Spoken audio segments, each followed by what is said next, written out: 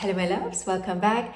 Now in today's video we are going to talk about the opposition between two people's moons in synastry, right? We have one person's moon coming together with the other person's moon in an opposition. I see that a lot in synastry readings. That is seemingly one of your favorites, one of people's favorites. I have that in my family too. Like there are a lot of moon oppositions. Now, if you've seen the last video, we talked about the square. And I said the square between two people's moons is Martian energy, right? We are dealing with Mars energy between two people's moons. Now, with the opposition, we are dealing with Saturn energy. And we are also dealing with mirroring. There's a mirroring effect, and then there is polarity, and we are learning to dance. We are on both ends of the spectrum, right? We have one spectrum, and we are both at the end, on the other side.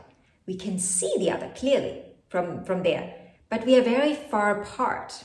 Now the core theme here is we reflect each other's emotional extremes. And what do I mean by that? Well, each person represents really what the other is suppressing within themselves. And by represent, I mean express, right? One person expresses what the other person represses, which creates both a fascination, but also frustration, like a lot of frustration. Because we see each other so clearly, there's instant recognition, right? There's instant recognition. And that pull, that emotional pull can feel what we call karmic, right? It's like, oh, I need you, like literally need. The moon is your needs. It's like, I need you.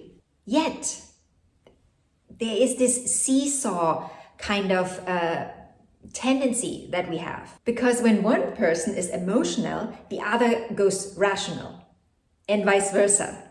So we don't ever seem to be on the same quote-unquote wavelength, even though we are on the same spectrum. So in some way you both crave what the other embodies, because it quote-unquote fulfills you. Because remember, that spectrum, you are on this end, you are on the far end of this spectrum, but you have all of that, right?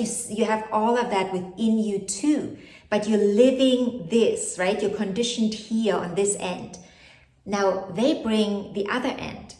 So you recognize intuitively that this quote unquote completes you. So you, in some shape or form, feel like the other completes me, but they also drive me absolutely mad.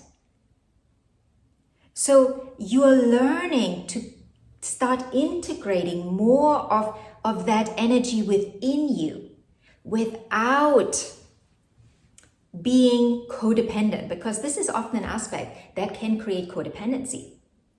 Because this idea of, oh my God, you complete me, you have that thing that I don't have, and with you in my life, I can have that, but at the same time, I don't really want it because it irritates me and it drives me crazy. It feels like I constantly have to balance myself. I'm never fully balanced. I constantly do this. Like we talked about the seesaw. Like you internally also feel like that. When you are so far on that spectrum, when you are not allowing your moon to feel more, to widen the spectrum of what makes you feel safe, because the moon, everything that the moon embodies is what makes us feel safe. Now, learning to be safe on the other side, right? That's where the karma, where Saturn comes in, right? Where the Saturn lessons that often feel really, really harsh, right? That feel harsh and cold.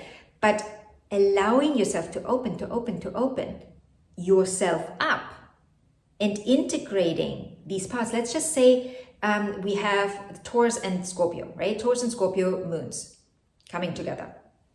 Now these two are, again, on two different poles, but they are also completing each other, right? There is a fullness there when we get there. Like, remember, the moon is full on the other side. When we have a full moon, there's the sun on one side and the moon on the other.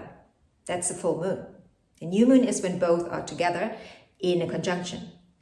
So the moon is full. So you're feeling complete, but you also feel triggered.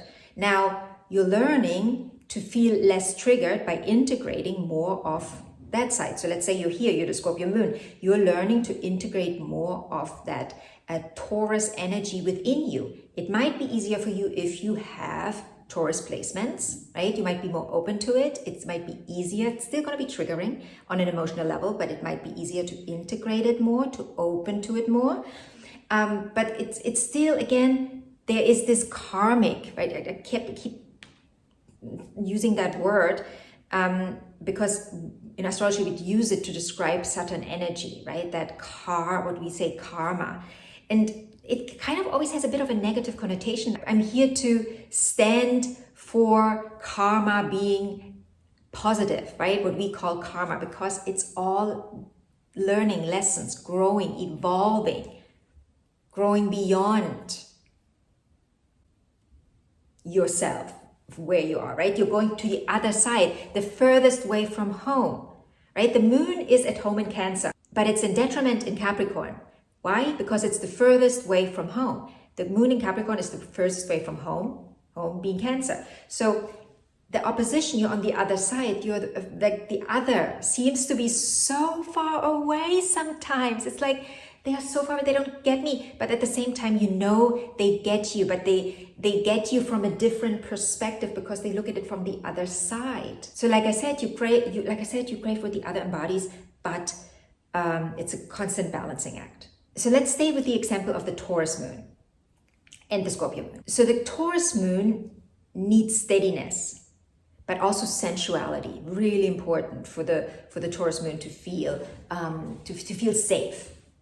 And that it's a need. It's not a want, it's not a desire, it's a deep need. And on the other side, we have the Scorpio moon, who is super intense and probing and wants to go deeper and deeper and deeper and deeper, which just wants to drill in. So one wants peace, steadiness. The other one wants transformation. So that attraction is deep and binding, but it can also wear you out. It can wear you out. And the thing with Saturn here, right? I said like it's inherently Saturnian energy in opposition, because in the long run, you are either both expand, it's a constant expansion, or you wear each other out and you like shrink and you don't feel yourself anymore. Like quite literally, you don't feel yourself anymore. This is the moon. You stop feeling yourself. You go numb. So the feeling here is you complete me, but you also undo me. And that feels so unsafe. Lesson here is all about balance, not sameness, right? You're never going to be the same. But you're going to learn, you're learning to find your own balance. You're getting to know yourself better. I always say the opposition is the fastest way to get to know yourself. You have oppositions with someone else. I mean, when I look at my relationships, when I was with a partner, and I really just had two, and so like I had two really long, big relationships in the past. And in those relationships, the oppositions, there was one where it was just basically all oppositions.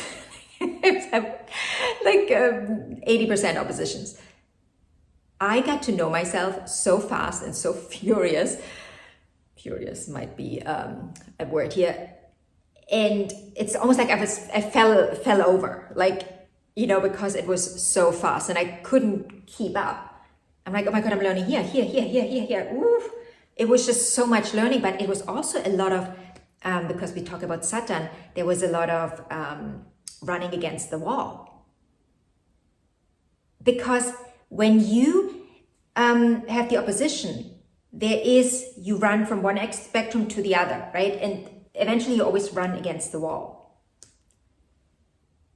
And it's like you're bouncing back, and then you look at it and you look at it from the distance and you're like, oh my God, I see it so clearly, I understand it, but how do I integrate it? I see it, I know what it is, right? I get it here, but how do I get it into my body? How do I understand it on a somatic level? That is the lesson, really. So the difference between the square of the two moons. And then the opposition is that the square is we clash until we learn to translate. And the opposition is we mirror until we integrate. And you learn here relatively quickly because you see so clearly, right? The other, it's not square, you don't have to do this, right? You look straight, you see it very clearly, it's all there. But getting it in your body takes time. And that's why I always, particularly with the moon, recommend somatic healing. Like when you understand certain things in a relationship, right? You understand it mentally, but you have a hard time integrating it. Breath work, right? Breath work is just so helpful to get something into the body. Breathe it in and breathe it out. In, out, right? What needs to go, release. And when we say release, we need to remember that energy cannot be demolished, right? Energy can only be shifted and changed and realigned. It's just, the energy is still there. It's just transformed into something else, right? It's into a different frequency. So you're learning to alchemize energy in all ways, right? In a square and in an opposition. But with the square and with the opposition, it's often, you understand it faster, but getting it into the body is often more difficult. And with the square, it takes you a moment to actually really understand it, because Martian energy is just quick, here, there, everywhere, and we don't have time to use this. It takes us longer to get it here, but once we get it here, it goes faster through the body. Because Mars is like that physicality. So it's often easier that way. I find that really fascinating, actually. So with Saturn, you see clearly, but it takes a while, because Saturn takes a while, right? Saturn is the Lord of time, the Lord of the karma. And it takes a while to integrate. But once you then have it, you have it, right? It's there, and it's steady and stable, because Saturn is steady and stable. So if you have any questions about this aspect, feel free to ask in the comment section. I'll see you in the next video.